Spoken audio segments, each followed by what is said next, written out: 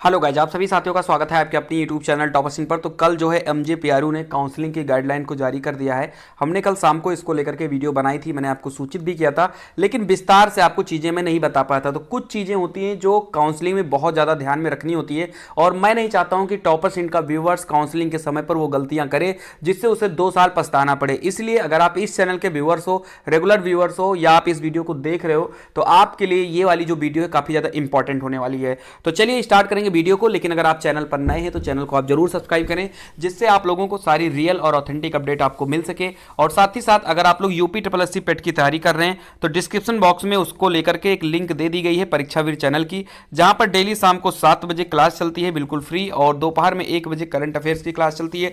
तो आप लोग उस चैनल को जरूर जुड़ जाएं। चलिए स्टार्ट करते हैं आज की वीडियो को। तो सबसे पहले आप यहां पर देख सकते हैं, इसमें वही चीज लिखा है कि केवल वही विद्यार्थी जो है बीएड में एडमिशन ले पाएंगे या काउंसलिंग में भाग ले पाएंगे जिन लोगों ने बीएड एंट्रेंस एग्जाम का पेपर दिया है। अगर आपने पेपर नहीं दिया है, अगर आपने फॉर्म डाला हो पेपर नहीं दिया है, तब भी आप जो है इसमें जो है काउंसलिंग में भाग नहीं ले पाएंगे।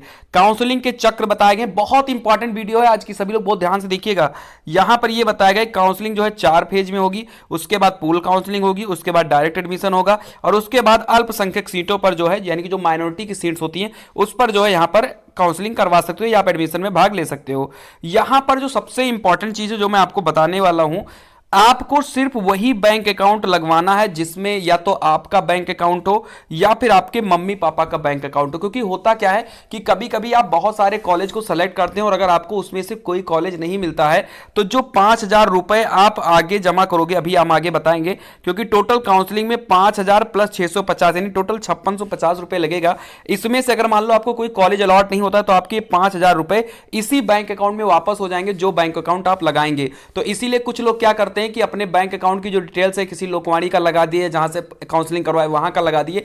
तो ऐसे में अगर रुपया वापस भी हो जाएगा ना तो वो उसी के अकाउंट में जाएगा, फिर आपको मिलेगा नहीं। ठीक है, हालांकि दूसरे का आप लगाओगे तो हो सकता है वापस ही ना हो, अगर वापस भी हो जाएगा तो भी आपको नहीं मिलेगा। ये चीज आप निश्चित जान लीजिए। इसलिए अपना लगाइए या फिर अपने मम्मी पापा का लगाइए। उसके बाद आगे यहां पर बताया गया है कि आपको सलाह दी जाती है कि आप जो है जनधन खाते का प्रयोग नहीं करेंगे। ठीक है, ये जनधन खाते का आपको प्रयोग नहीं करना है, क्योंकि उसमें एक लिमिट लगी होती है कि उससे ज्यादा पैसा जो है आपके अकाउंट में नहीं क्रेडिट होगा। तो अगर आपकी लिमिट लगी है तो आपका जो पैसा है वो क्रेडिट नहीं हो पाएगा, इसलिए आप जनधन खाता न लगवाइए। वहीं पर और भी चीजें दी गई, खाता संख्या, खातेदार का नाम, आईएफएससी कोड, बैंक का नाम, ब्रांच। ठीक है, ये सारी चीजें जो है आपको बहुत सही से विवरण देना होगा, गलत कुछ भी नहीं करना है। ठीक है, अब आते हैं केवल यहां पर आगे की चीज। यहां लिखा है कि आहर्यक परीक्षा 2022 में बैठने वाले अभ्यर्थियों के लिए जो अभ्यर्थी 2022 में पात्रता परीक्षा में सम्मिलित है उन्हें काउंसलिंग पंजीकरण के समय अपनी पात्रता परीक्षा की अंक तालिका की स्कैन कॉपी अपलोड करनी होगी। यानी आपको अब जो आपने यहां पर मार्क शीट जो आपको मिली है, आपने जो यहां पर रिजल्ट स्कोर कार्ड अपना डाउनलोड किया बीएड का, उसकी आपको लगानी होगी, और इसकी जो है मूल अंक तालिका ही स्वीकार होगी, ये भी यहां पर बताई गई है। कोई भी प्रोविजनल इंटरनेट मार्कशीट तब तक स्वीकार नहीं की जाएगी जब तक कि वह संबंधित कॉलेज के प्राचार्य या विश्वविद्यालय के रजिस्ट्रार, परीक्षा नियंत्रक, अधिकृत पदधारक द्वारा सत्यापित ना हो। जैसे मान लीजिए कुछ छात्र ऐसे होंगे जिनकी फाइनल ईयर की मार्कशीट आ चुकी है लेकिन अभी उन्हें मिली नहीं है, इंटरनेट की कॉपी है, उनके लिए बहुत इंपॉर्टेंट है। इंटरनेट की कॉपी आप निकलवाइए और उसके बाद आप अपने प्रिंसिपल या अपने प्राचार्य जो भी है उनकी आप इसमें दस्तखत मोहर करवा लीजिए, उसके बाद आपकी स्कैन हो जाएगी। उसके बिना आप मत करवाइएगा यहां पर, ठीक है, नहीं तो गलतियां हो जाएंगी आपकी। अब बात करते हैं यहां पर काउंसलिंग आपको करनी कैसे है, तो स्टेप बाय स्टेप करते हैं। सबसे पहले आपको रजिस्ट्रेशन करवाना होगा। रजिस्ट्रेशन में कुछ नहीं होगा, आपका जो है रोल नंबर, रजिस्ट्रेशन नंबर डाल दिया जाएगा, आपकी जो है कुछ डॉक्यूमेंट्स जो मैंने अभी भी बताया है, मार्कशीट फाइनल ईयर की, वो आपकी स्कैन हो जाएगी। और उसके बाद में आपको कुछ नहीं करना है, काउंसलिंग शुल्क और अग्रिम शुल्क का कॉलेज का भुगतान आपको करना होगा। यानी पहले ही दिन जब आप रजिस्ट्रेशन कराओगे तो आपके 5650 रुपए आपके जमा हो जाएंगे। यदि अभ्यर्थी को सीट आवंटित नहीं होती है तो कॉलेज की अग्रिम फीस जो 5,000 रुपए हैं वो वापस कर दिया जाएगा, लेकिन जो 650 रुपए काउंसलिंग की फीस है वो वापस नहीं होगी। ये चीज मैं पहले ही बता देता हूं आपको। यहां पर लिखा है यदि अग्रिम शुल्क आवंटित महाविद्यालय शुल्क से अधिक है तो अतिरिक्त राशि महाविद्यालय से वापस की जाएगी। जैसे मान लीजिए आपने 5650 रुपए आपने जमा किया, सॉरी यहां पर अग्रिम शुल्क आपका 5,000 रुपए होगा। ठीक है, मान लीजिए आपको कोई ऐसी गवर्नमेंट कॉलेज मिलती है जिसकी फीस मात्र 4,000 रुपए ही है, तो 1,000 रुपए जो आपने एक्स्ट्रा जमा किया है वो आपके खाते में वापस कर दी जाएगी। और खाता कौन सा, जो आप लगाओगे उसमें। यहां पर यह बताया गया कि काउंसलिंग शुल्क 650 रुपए नॉन रिफंडेबल है, यानी कि यह वापस नहीं होगा। अब आपका जब रजिस्ट्रेशन हो गया तो उसके 24 घंटे के बाद आप इसकी चॉइस फिलिंग कर पाएंगे। चॉइस फिलिंग का मतलब होता है कि आप कॉलेज को सेलेक्ट कर पाएंगे। ठीक है, कल जो है उम्मीद है कल तक आपकी काउंसलिंग शेड्यूल जारी हो जाएगी। तो जब आपकी काउंसलिंग शेड्यूल आएगी तो मैं आपको वीडियो के माध्यम से बताऊंगा कि किस रैंक वाले छात्र कब जो है उनकी काउंसलिंग होगी। तो उसके लिए परेशान नहीं होना। उसके बाद आपको चॉइस फिलिंग करना है। चॉइस फिलिंग में आप जो है ज्यादा से ज्यादा कॉलेज जो है आप सेलेक्ट करिए। जैसे मान लीजिए कि आपके जिले में 18 कॉलेज हैं, आप अगर आपकी रैंक ज्यादा है तो आप इन 18 के 18 कॉलेज को आप सेलेक्ट कर लें। कोई लिमिट नहीं है कि आप कितने कॉलेज आप सेलेक्ट कर रहे हो, जितने भी चाहो आप उतने कॉलेज आप वहां पर सेलेक्ट कर सकते हो। 18, 20, 22, 25 जितने भी आप चाहो कर सकते हो।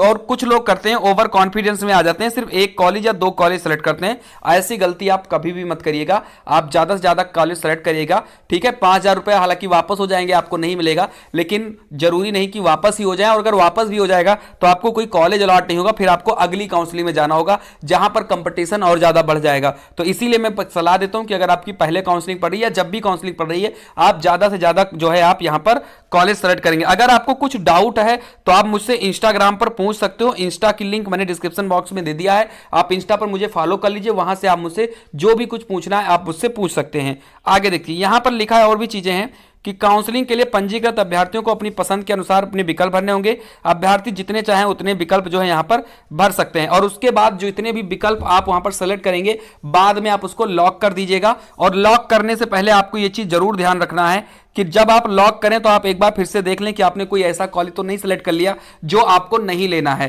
क्योंकि अगर आपने लॉक कर दिया और अगर वही कॉलेज आपको मिल गया तो आपको उसी कॉलेज में एडमिशन करवाना होगा, फिर आप एडमिशन बदल नहीं सकते। इसलिए लॉक करने से पहले एक बार फिर से देख लें, क्योंकि लॉक होने के बाद में आप उसको बदल नहीं सकते हैं।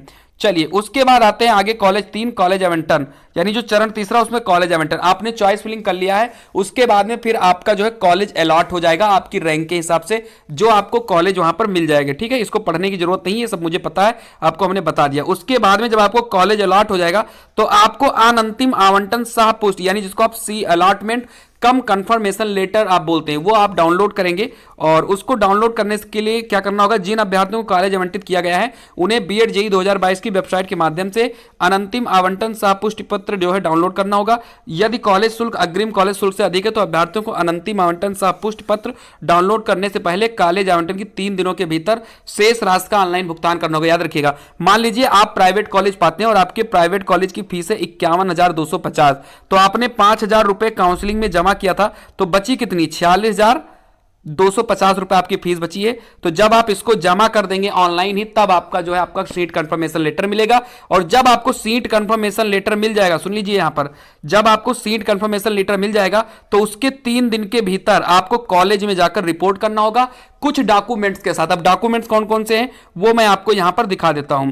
यहां पर लिखा है कि अभ्यर्थियों को अपने निम्नलिखित दस्तावेजों की मूल प्रति ले जाने की आवश्यकता है। महात्मा ज्योतिबा फुले रोहिलखंड विश्वविद्यालय वेबसाइट से अनंतिम आवंटन सह पुष्टि पत्र का प्रिंट आउट, यानी जो आप सीट कंफर्मेशन लेटर निकालेंगे उसका आपको प्रिंट आउट ले जाना है। उसके बाद में आवेदन पत्र, यानी जो आपने आवेदन किया था बीएड में वो ले जाना है। प्रवेश पत्र यानी पेपर देने के लिए जो आपने एडमिट कार्ड ले गए थे वो ले जाना है। और स्कोर कार्ड, रिजल्ट जो आया था वो लेकर जाना है।